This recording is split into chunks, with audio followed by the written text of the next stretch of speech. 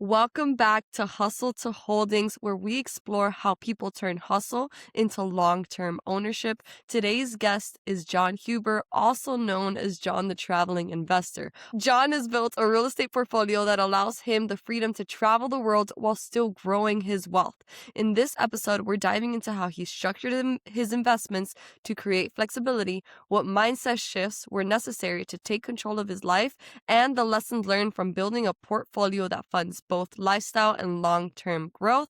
John, welcome to Hustle to Holdings. Thanks for having me. I appreciate the invite. Of course. So, what part of in the world are you in today? So I travel quite a bit. So right now I am in Florida at least for 2 more days. In 2 days I'm going to be going to the Bahamas on a quick cruise for the weekend. Just living in South Florida, I have the ability to do that. And then the following month I'll be in South America. Amazing. Where in South America?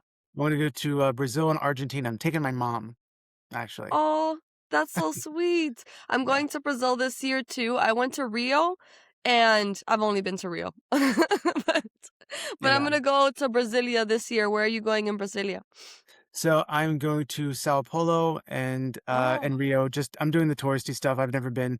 Once I get the tourist stuff out of the way, then I'll head over and do some exploring. In Argentina, Buenos Aires, and check it out down there. So I'm super excited. nice. Brazil and Argentina are usually rivals. So when Yeah. you come back, I need you to tell me who has the best meat. Because that's usually what they, besides soccer, what they rival about. I think it's going to be Brazil, but I'm biased because my husband's Brazilian. But Yeah. I'll let you know. okay, awesome. So, tell me a little bit about what you did before investing in real estate. So before investing in real estate, so I was actually I've been involved in real estate a long time. So I got my real estate license in college.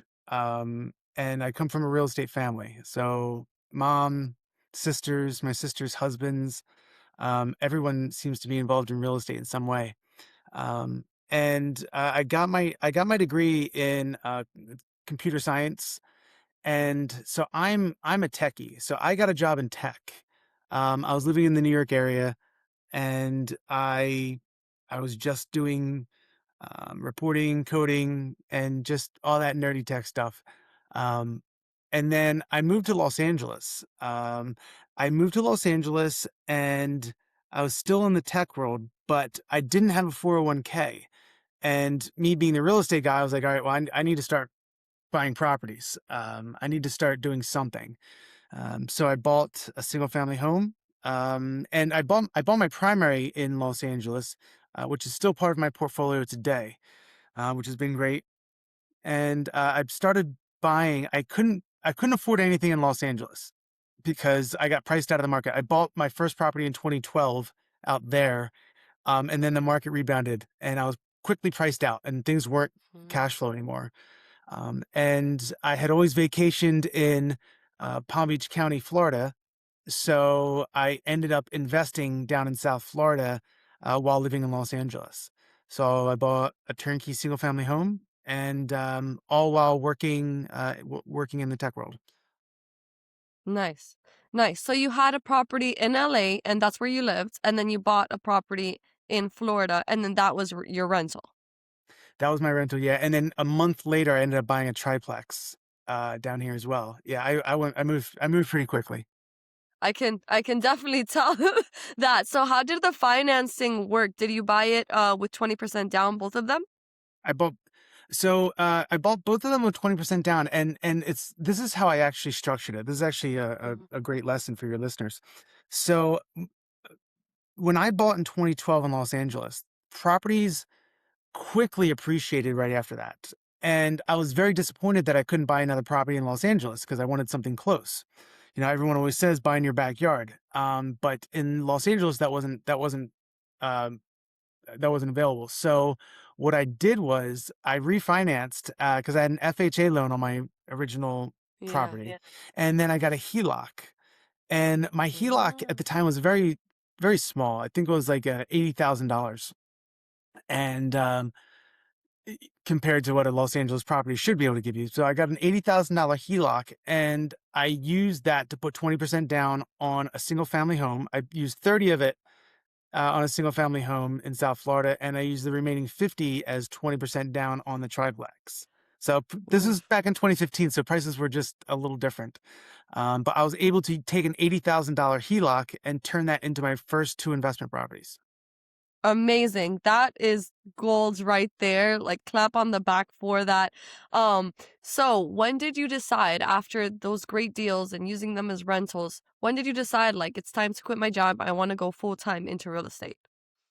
Well, I think everyone thinks that when they get that first check, right? It's like I just got a check for doing nothing. I didn't do anything, Yeah. and I got a check. And then you know, I I loved what I loved the coding. I loved, solving problems. I loved the stability of it. I loved the health benefits of it. So to this day, I was able to negotiate with a W-2 to max out at 20 hours a week, and I get full health benefits. I travel the world. I work when it's convenient, and I can log in from anywhere with an internet connection, and I never have to go on site, and it's pretty great. But they get their projects done, and I'm available whenever they need me, and I make all my meetings. So I kind of get the best of both worlds right now, and I'm on the books for 20 hours a week, and I get full health benefits. It's actually pretty great. But I made that transition. I guess I'm very into my numbers, and I made that transition to part time once I realized that my income coming in can exceed my lifestyle. And that was one of the things I was really worried about because, I mean, I travel a lot. Mm. Every free moment I get, I have 2 kids. Whenever my kids are not in school, any long weekend, anything, any chance I get, I'm somewhere in between like 18 to 20 countries a year. Wow. That's amazing. So summers are packed. I bet your kids are loving it too. Yeah, so oddly enough, my wife grew up in Sweden. So, we don't get any help here with the kids, in South Florida. So, if we want, help, we go to Sweden, we get, childcare and free place to stay. But, we drop the kids off in Sweden, and then my wife and I can just country hop all throughout Europe, or wherever we want to Mm. go. So that actually works out pretty great. We've done that for the last 6 years in a row. We started actually in COVID in 2020 because Sweden was the only country that was open. So we went there for 4 months, and then we realized, man, we could just do this every year. So every summer since then, we take the kids. The kids have cousins that are around their same age, and we just tour. You tour all throughout Europe. What has been your favorite destination so far in Oh, Europe? wow. I would say, well, it's part of Europe, but it's also part of Asia. Is Turkey? I've been to Turkey 7 out of the last 8 years. It's incredible, the hospitality, the service, the food, the culture. It's really great place. I actually put on offers to buy Oh. property out there. It didn't end up panning out for one reason or another, but I was dead set. I rented an Airbnb for 5 weeks in Antalya, Turkey, on the Mediterranean. Fell in love with the place, and I started immediately putting in offers. And nothing panned out, but, it's still in my mind of something that I want to purchase, in the near future. That's amazing. Everything happens for a reason. You'll get it at the right time. But going back to your portfolio, so how did your rentals turn into now you invest in apartment buildings, right? So tell me about that progression. So the progression was, my very first property was a turnkey single family home, and, then the next one was that triplex, and I realized that my property I then moved to South Florida. I bought another property in South Florida, and I moved to South Florida from Los Angeles, and I kept my Los Angeles property. And I realized that property in South Florida was great, but it wasn't putting a lot of money in my pockets. And my property in Mm. Los Angeles was appreciating really, really fast. I mean, it's doubled in value, but it's not putting money in my pockets. So what I wanted to do was I'm like, all right, I need to go for cash flow. I'm appreciating well, I need to go for cash flow. So around 2015, I started exploring Midwest markets and I ended up in Kansas City.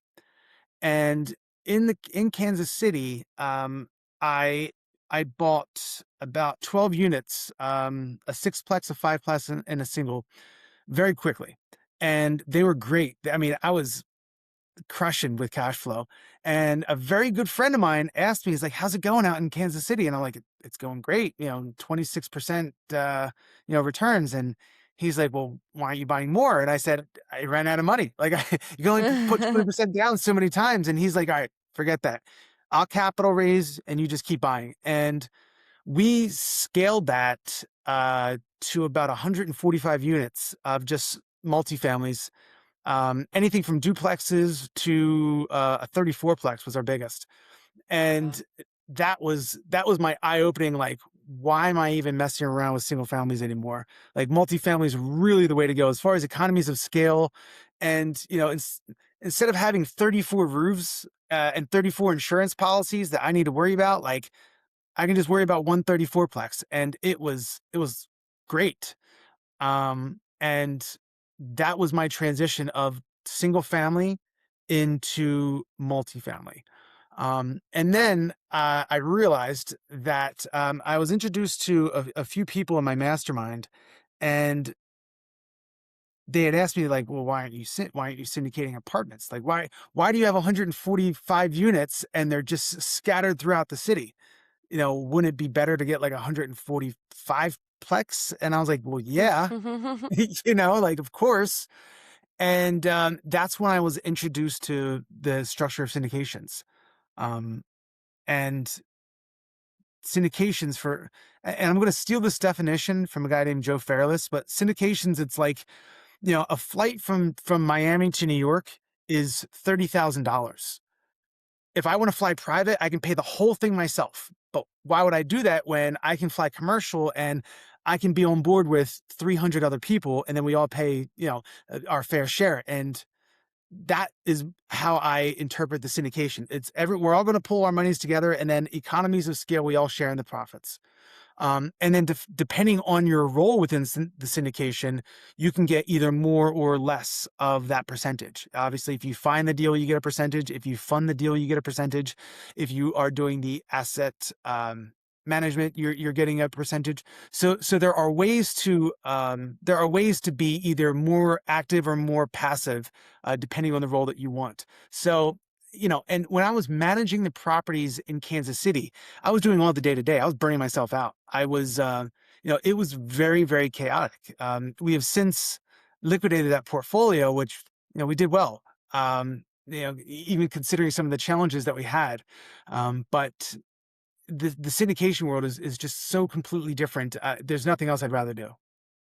Okay.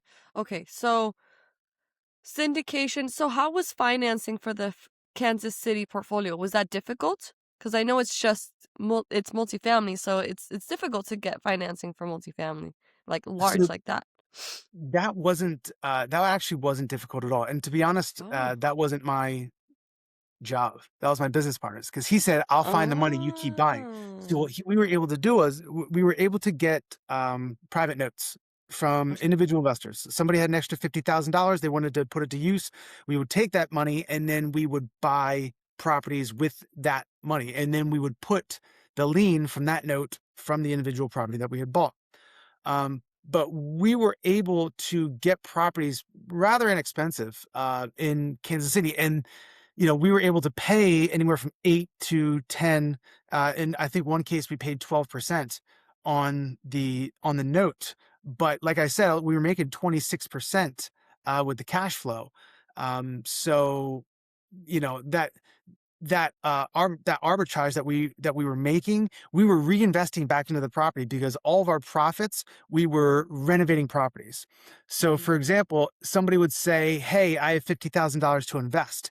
I found a fourplex that was a shell. I mean, this needed a full renovation. So a fourplex that was a shell for like 50 grand because nobody else wanted it and nobody wanted to put the money into it. We would use the profits from the cash flow of the remaining portfolio to fund the renovations. We had Mm. 3 different crews of renovators. We had our heavy lifters, we had our people that were just doing turnovers, and then we had like a middle tier of people that were doing renovations. And it was like a well-oiled machine. I mean, it was great. So we're literally taking seed money from an individual investor, and then we're buying the property with that, buying it whole. Like we didn't have any debt from banks, and then we're using our profits to fund the renovations, and it was a great system. I mean, it actually, I was actually really happy with how I developed that, and it all worked until it didn't.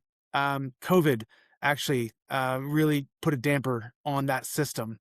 One of our contractors, one of them passed away, and another one of them retired. He just said, "I'm not doing construction anymore," because he couldn't, and he couldn't get his crews, so he retired.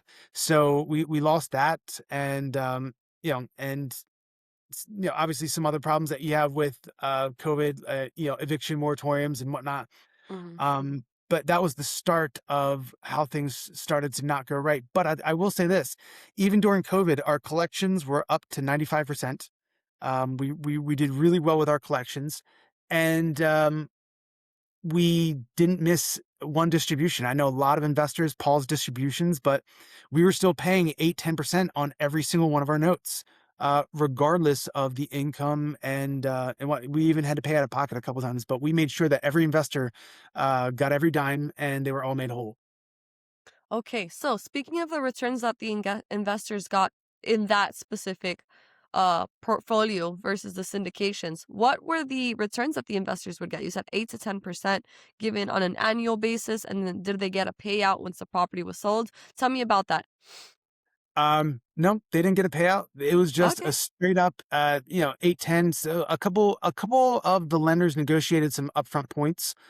And we actually gave a benefit, or we gave a higher percentage. I know on one of them we gave 12%, but that's because we were able to get unsecured. Um, someone wrote a check for, I think it was like 300,000. Because well, we already had a previously secured note with them. I think that one was for like 500,000, I want to say. And then they were like, well, that's going really great at 10%. And it was like clockwork. We're just paying, paying, paying. And we had that for like 3-4 years. And we already had a relationship with this guy. And he's like, hey, I got another 300,000. Can you put it to use? And we're like, absolutely. And he's like, can we do better on the percentage? So we negotiated unsecured, because we were able to take that 300 and buy multiple properties, as opposed to going through the trouble of having a lien on every single one of them. And it actually amplified our growth even more. So that guy was able to get 12%. And he got all of his money back at the end. So he did very well for himself. Amazing. Amazing. So then when you sold that property, did you use those profits for your first like large, I would say apartment building, 134 plex, as you say? Um, Some of it. Some Okay. of it I did. Some of it had to go to a fire. We actually had a fire in one of the units. No. We had a 24-plex burned down to the ground. And insurance didn't want to pay for it. And the mortgage basically said, hey, we were collateralized by an asset that's no longer there. We want our money. And we were like, well, we didn't get insurance money. And they're like, that seems like a you problem. It was a so we negotiated for 3 years.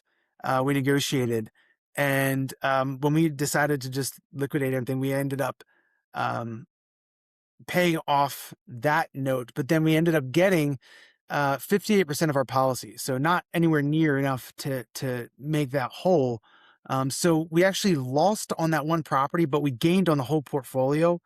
So overall, everything was fine. I took that money, and I ended up buying the first syndication we had. Okay. Me and 3 guys. It contributed, definitely, for sure. Um, but in that syndication, that first syndication was in Charleston. So we had boots on the ground. We had a guy there, and it worked out great. We actually just went full cycle with that. We sold the asset last year, and oof, we all did good. We all did How great. long did you hold it for? we held it for 3.5 years, and we were supposed Wow. to hold it for 5, but, I mean, we renovated every unit very, very quickly. I mean, we turned that whole thing over. Shout out to the guy, that was running that project and, boots on the ground in Charleston. He crushed it. He did a great job. And it turned out very well. So we were able to, I guess, squeeze all the juice out, and we got a great offer on it. So we sold. To be honest, I didn't want to sell. I was one of the partners that wanted to keep it because it was doing so well and performing so well. But I mean, and yeah, it was time. Okay. Tell me about how you targeted then that first syndication. How did you know it was a good property? How did you know it would make the returns that it did on the investors? How do you pinpoint which one's a good? Okay. As So there's a couple things, and sometimes it's not so much what you like in a property, it's what you don't like. It's how to because I mean I'll look at 10 deals a week. I'll look at 20 deals a week. I mean I'll look at deals all day, and you have to be able to quickly disqualify a property. And some of the disqualifiers are I will not invest in anything with a declining population. If something is, you know, people are leaving for one reason or another. Mm, So the occupancy may look great today, but if you hold it for 5 years, if it's a declining population, your tenant pool is going to go down as well. mhm, So anything with a declining population, I won't invest in. Anything where the majority is one bedrooms, I won't invest in because that is a transient property. People come and go, and people aren't staying. There's no families. It's just one bedrooms, and they'll probably stay for a year or two, and then it's just another turnover. Um, I won't smart. invest in college towns. I don't like that turnover as well. I mean, not college towns. I won't invest to just primarily college kids, like on campus. I know a lot of people make a lot of Like money student with. housing. Yes. I know a lot of people make a lot of money with student housing, but that's not something I'm interested in. Okay. So it's more about finding all the disqualifiers and be like, okay, I'm looking at 10 deals. It's like, all right, well, to be honest, I looked at one just 2 days ago, and it was like 80% one bedrooms. And I'm like, no one's going to stick around. So I'm like, all right, just automatically and again, some people make a lot of money with that. But for me, like everyone has their own buy box. That's my buy box. So I'm looking for 2 bedrooms and up. And that one in Charleston they were all 2 bedrooms, 1 baths. They were all the same. Mm, And then you look at what the market rents are. And okay, the market rents in that area say that I can get, 1,100 per unit, whatever then that number is. Well, um, the average rents for that property were less than 700. So there was ton of meat on the bone. And then you're like, all right, well, why? yeah. Why? Why is it? And it's because Solo. none of the units were renovated. And the property just wasn't maintained up to the standards of what I would want in a property. Mm, So that was a quick win. I mean, within 18 months, we were able to renovate all the units just through attrition. As somebody moved out, renovate it. Boom. We're doing two, three at a time. We were supposed to do 2 a month, and we were doing like 4 a month. So we were going at double the speed. We hit our year 3 rent projections in the first year. So when we wow. project, 3-4% increases, we were like, all right, this is what the rent's going to be at year 3. We had that at year 1, just because we were able to renovate so quickly. So that was a very easy property to get some wins on, and to analyze because the rents were so low, and the property just needed some love, and it was just severely deferred maintenance. Beautiful. That is a beautiful deal. I love it. So how was like the process of your first syndication? Was it easy like bringing in people to bring in capital to your first apartment building? Was it difficult? What is your strategy? So the strategy was I didn't know what I was doing when it came to syndication on my first one. No, which no Mm. one, I don't think anyone does, right? The first time you do something in anything, it's difficult. So I was very, very lucky to be involved with one of the members, one of the 4 GPs, was very, very qualified and very experienced in syndications. So he basically took the reins as far as setting up the syndication, setting up the LLCs and the structure, and just knowing the different roles that everyone had to do. Because my experience was I did everything as far as the day to day goes. I had my partner Mhm. that did the fundraising and the capital raising, and he handled the investors and the attorneys, and I handled property management and the day to day. So in my experience, I'm so used to doing everything. Now in a syndication, everyone has a role. So that was something that was new to me. But I was able to have, a person that was very familiar with, the difference between real estate attorneys and syndicate attorneys, and Mhm. the difference between, uh, the tax benefit differences of having a JV over a syndication. And so I was very, very fortunate to have someone show me the ropes like that. Okay. Did you do 506 for your first one? 506B or 506C? Yeah, it was the friends and family. So Friends and family. we did not advertise this out Mhm. to to everyone, but we also didn't need to because we were able to get all of our funding just through the people that we knew and the people that we already had relationships with, and we all capital raised. Like usually in a syndication, like there'll be one capital raiser or maybe two, but we all contributed in the capital raise, and we were able to get it funded pretty quickly. Amazing. What are the target returns of an investor, an LP, when investing in a syndication for apartment buildings? So that's going to be different for everybody, but Okay. the standards that I like to offer my investors, I like to have an IRR of at least, I mean, bottom 16%. I like to target 17, 18, 19%. And then for like a cash on cash, the cash on cash is always tricky because um, depending on how it's set up. I mean, the cash on cash is always super low in the beginning, and then depending if you're gonna have a cash event, if you're gonna have a refinance, that all plays into it. But I love to have like a 9% cash on cash, and then just go up from there.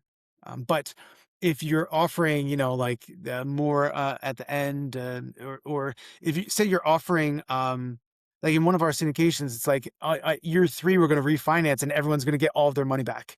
That's a huge, huge, turn on for Mhm. an LP investor. So the cash on cash is like, all right, well, after year three, I'm going to get it all back anyway. So, Right. whether it's a 12% or 9%, it's insignificant at that point. But the IRRs, they're higher than I expected. I'm Yeah. being honest. 18% is way higher than I expected. Usually, when I look at it, it's at around 12 to 15% in IRR for an apartment building syndication. So, yeah, 15 to 18, that's a pretty good return. How are you managing those returns? Well, it's harder to find those deals for sure. Yeah. But I'm relying on off market deals. I'm relying on my relationship with different brokers. Mm, I'm every week I have my round of brokers that I'm hitting up. Just hey, to keep me top of mind. Hey, anything coming down the pipeline? Hey, you hearing anything? You got any whispers of anything? So I do my best to stay top of mind on a lot of brokers, but it's definitely more challenging. But right. um, I'm I want to, under promise and over deliver. So if I'm saying that I can get 16, I mean, I probably really believe I can get 18. Mm, But I want to be conservative. But yeah, I mean, I don't think that I would personally invest in anything that was 12 because, I could, for 12%, I could give that to a house flipper that I know and not only get 12%, but I would get points on the front or the back, or maybe both, and it wouldn't hold my money up for 5 years. right. So I'd be able to turn it over more. So, I 12% would definitely not be something I would invest in. So if I wouldn't invest in the deal, I wouldn't expect others to. So Yeah. that's just me personally. No, I didn't know. Same thing here. To be honest, one of the things that turned me off a little bit about investing in apartment buildings was a 12% returns, which is why I liked hotel more because it had the same returns that you said, 15 to 18%. That's why I was shocked when you said, "Oh yeah, 15 to 18% returns on apartment buildings." That's amazing. So how do you target these apartment buildings? Do you try to always find value add, cosmetic upgrades, MEP? Like what do you try to increase Always. the value of it? Always. Always Everything? increasing the value, always increasing the value. And it's never the same with apartment. It's never just, oh, we're just gonna go in and Yeah. renovate the kitchens and we're just going to automatically get $400 per unit. Like it's never that easy. It's amenities, it's parking, it's oh, we're going to put we're going to put storage in the back because we have the ability to put like a structure and build a structure in the back. So let's build storage for people, and then we can rent out the storage units. And like however we can get more income. Rubs is a big one, the utility buyback. So Mm. it's there's always ways to be creative in how to get more money. And if parking's limited, then maybe you restructure the parking so that you can allow for more spots, and then you can charge a premium. So if you have a 2 bedroom and I have a 2 bedroom unit, but I want two parking spots because because we have two cars and you only have one, well then I would pay a premium and I'd pay more rent because I want two spots. So there's Mm. all different ways that you can be creative in order to generate more income. And I believe that there's lazy operators. I think that there's really, really poor operators out there because I think from 2011 to 2020, it was really easy to make money in real estate. And I think that there's some operators out there still owning properties from those times that, you know, they're gonna blame that we're just not up to COVID, back to where we were pre-COVID, and whatever excuse they can make themselves. I think they're lazy, and I think that they're not being creative. And again, it was really easy 2011 to 2020, and now it's a lot more difficult, and you have to be more creative in order to create more money. Yeah, that's very, very smart. Just the parking and getting additional parking, you pay a premium. That's genius. I never even thought of that. How do you even Yeah. think of this? It's honestly, it's just being around different people. I, Okay. I I will say this: having a mastermind has really, really helped out because if there's something that I want to learn, there's 10 guys in this group that have already done it. And Mm. I can pick their brain and I can listen to how they've been able to increase rent and how they've been able to charge premiums. And so I believe, I mean, and listen, uh, there's I'm not trying to recreate the wheel. I'm trying to completely rip off what other people have done and just duplicate it, right? That's all we're doing. Like people have been buying and selling real estate, forever. So, you know, if you just stick to what works and stick to what has previously worked, I mean, obviously we're gonna have to change a little bit, but man, just rip off and duplicate, right? R&D. Yeah, rip off, duplicate, and then I think the only way to improve is just technology. Just use technology to your advantage. That way you can systemize. Um, it'll make things a little bit easier for operators, I believe. I love that. What mastermind are you in then? Did you join before investing or after? So I joined a mastermind called GoBundance in Oh, 2020. So GoBundance has about 800 plus members. I quickly became the Florida chapter leader. I was in charge of 90 guys. So it's men only, and I was in charge of 90 guys in Florida, and they're honestly a great group of guys. Essentially, most of my friends are now part of the GoBundance mastermind. Um, nice. Anything that I would want. You could reach out. They have obviously a private Facebook group that we all communicate is one of the ways, or like a WhatsApp chat, and I could just say like I need a handyman in Idaho, and I'll get references for that. You can just say I need a property manager. I need a real estate attorney in Houston, Texas, and wherever it is, you can get it. There there was one time. So there's this one time. This is actually pretty funny. I love this story.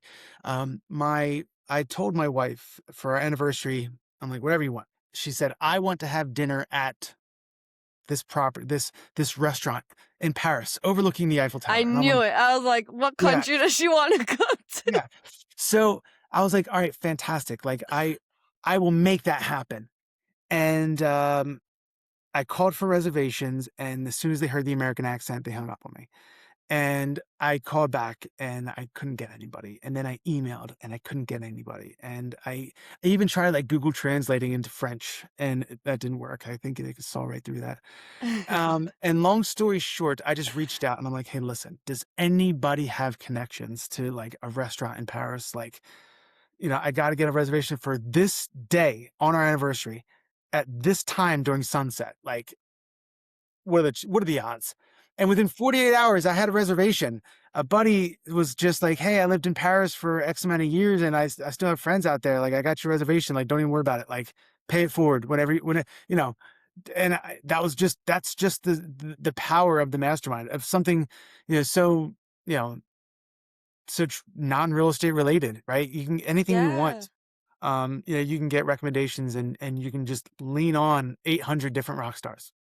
That is amazing, and I love that for your wife. I'm so glad that you went through through everything to get her dinner, like, yes, she deserves a husband just like she has, so I'm very happy for her. Oddly enough, it was the worst meal we had in Paris. Mm.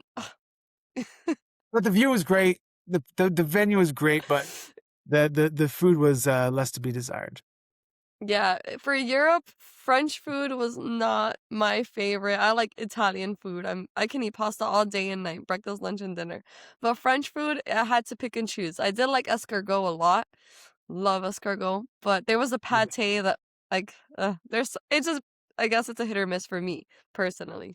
But the Eiffel Tower is gorgeous. Paris is beautiful, beautiful city views. Um yeah. Love that. So going back to the syndications. So you told me your first syndication, it was raised by friends and family. Moving forward, because your friends and family only have just enough capital to put for investments, how did you handle syndications and raising money for Um, other properties? to be honest, I've leaned heavily on my network. I mean, Really? all the capital raising that I've done has just been through people that I've already had previous relationships with and people Oh. that I know. One of the biggest draws to that is, you're getting towards the end of the year, September, October, and people start to do their tax strategy and they're like, geez, I'm gonna have to Oh. pay $100,000 in taxes. Like I sold a business or I sold a property. They're like, wow, like I gotta do something about that. And then I'll get a phone call like, hey, I heard you're raising. Like, I'm like, yeah, yeah, yeah. If you want to be able to offset that, speak to a CPA, and Right. this is the tax savings that we'll be able to provide. So I'm not sure if your listeners are familiar with like a cost segregation study, but I so have a question about that. I thought that was only for short-term rentals, Airbnbs, hotels. They also do that for apartment buildings too? Cost yeah, segregation, for accelerated sure, depreciation? yes, Tell for me sure. about that. Okay. So, obviously, you're able to depreciate, the bricks and sticks of on your with your taxes. But when you're buying, say, a 100 unit apartment complex, you're also buying 100 cabinets, 100 refrigerators, 100 stoves, fixtures, hot water heaters. These things obviously have a different lifespan. I believe the tax code, they believe that the bricks and sticks have a lifespan of 40 years. So, but obviously a hot water heater is not going to last you 40 years. So that's the accelerated depreciation that you can write off 100 different hot water heaters and 100 different HVAC units and 100 different refrigerators. So, you know, that is where you're going to get a lot of your accelerated depreciation from. And, I always recommend talking to a CPA and, there are some great 1031, I'm sorry, it's cost seg companies out there. So, be sure to like talk with them to see what you're able to do. But Mhm. absolutely, I've cost segged every multifamily apartment building that I've been a part of, and we were able to pass on those cost savings to all of our LP investors. So for sure, Wow, so your investors also get that depreciation strategy to their taxes as a benefit. yes, That's amazing. And then I heard, I'm not sure if this also applies to apartment buildings. Before it used to be, it's called FF&E depreciation, is what they call it when it's anything like for it's furniture, fixtures, and equipment, appliances, equipment, and equipment. Oh yeah, yeah, equipment. yeah, Equipment. yeah. So, FF&E. that is essentially like a cost seg. That those are gonna be the Yeah. things that you're gonna be, writing off, yeah. So I heard before you can do it within 5 years. Now there's a new law that you can do it within 1 year So 100% depreciation on the first year. Yeah, that's back. on the And that first year. that was something that, Trump had his first term, and, it's now back for that. Yeah, so it's a great time to start depreciating everything. Yeah. Start buying and get it depreciated. Okay, great. So I just also wanted to confirm if that also applies to apartment buildings because I've only been told that applies to hotels. So that's awesome to know Yeah. as And well. and the biggest thing about having that 100% on the first year is because most of the people that are investing in a syndication for the tax purposes is because they had a cash event. I sold a business in 2026. I need my tax savings for 2026. I don't need it spread out over 5 years. I need it for 2026 because that's when I sold my business or that's when I sold my property.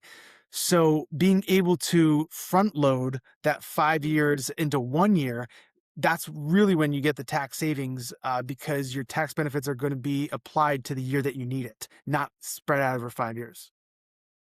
I love that. So what does your portfolio look like now? So we just had or I just had two syndications go full cycle. So my unit count is down, but I mean, unit That's count okay.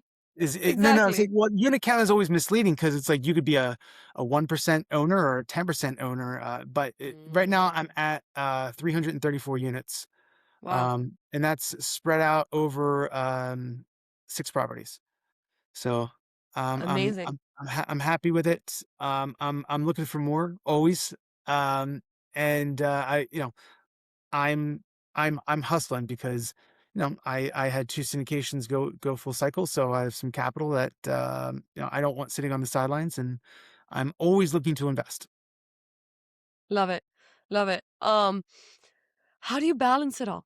How do you Uh, balance your W-2, traveling, because that's a big one. Are you always, like, working while you travel? Do you actually get to enjoy it? And these syndications. well, I'll say this: I you know the joke is that I don't sleep. But the reality is that when it comes to traveling, I work. I don't take summers off. I work. Yeah. My investors want access to me. They want, I'm always underwriting deals. I'm still hitting up brokers while I'm away. But here's the best part about working in Europe. So when I'm here, right, I wake up, I get my kids ready for school, and then I log on to work, and then I work, and then I give my kids whatever energy I have left at the end of the day.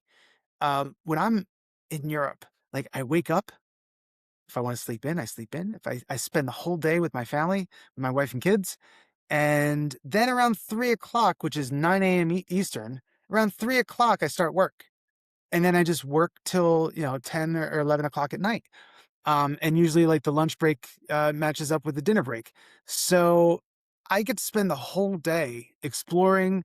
It's like, oh wait, I'm in Croatia. It's like, all right, let's take a boat out. Let's go to Hvar. Let's go to the islands, or let's go do something. And as long as I have my laptop with me at 3 o'clock, I can go do whatever. So I get to spend the whole day exploring during the daylight hours while businesses are open, and then I log on later when everything else is closed. So I love working out there. So that helps with the balance. So I get to spend so much time with my wife and kids, and then I get to explore and travel, and then I get to work as well. That is awesome. That is an amazing schedule as well. Because I force myself to be an early riser to go to the gym, but I'm really not an early riser. So I Yeah. would love to just wake up, enjoy the day, and at night I'm more active anyway. So that's the best time to work. I love that, John. Yeah, and also working only 20 hours a week, it helps because, I can wake up, I can go to the gym, I can play pickup basketball for 2 hours in the middle of the day if I want to, and I do, for sure. And, so being able to be flexible and remote, allows me to, set my schedule as I need it, and I usually have all my meetings between 10 and 2. I don't want late meetings and I don't want early meetings because in the morning I want to go to the gym and I want to just enjoy my morning time, personal development, do my journaling, do any reading. And then after 2 o'clock, I want to basically get anything done that I need to get done before my kids come home at 3:30. So it helps with the balancing. I love that. So, last two questions, because one of them was with your morning routine, which you already said it, which Yeah. is a great morning routine. The other one is, do you have any other advice for anyone in their hustle to holdings journey? They want to travel like you. I know I do. Want to build their portfolio and, kind of just have their family and live the way that you do so far and just have work later, but also spend time with their family. So there's a quote that I love, and it's your productivity will never surpass your personal development. So that being said, always work on yourself, always be learning, join a mastermind, surround yourself with people that are kicking ass in life more than you are. And you will slowly become those things because if you don't work on yourself and your personal development, you will not, your productivity will not surpass Hmm. that. Um, and also, always know that you're worthy of, whoever you are worthy of an amazing life. And for so long, I just thought that I was only worthy of this amount of income and I'll never make more than 100K a year, whatever limiting belief you want to tell yourself.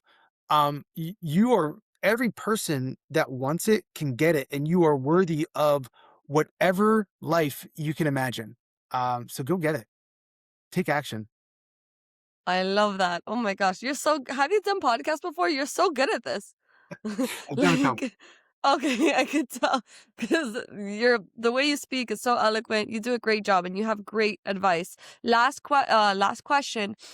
What books do you recommend to any listeners out there?